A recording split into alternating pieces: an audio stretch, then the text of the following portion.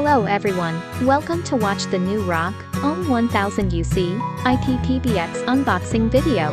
It is a large size PBX that can max support 1000 IP extensions and is widely used in VoIP projects for large financial institutions, multi-level government bureaus, and large hotels.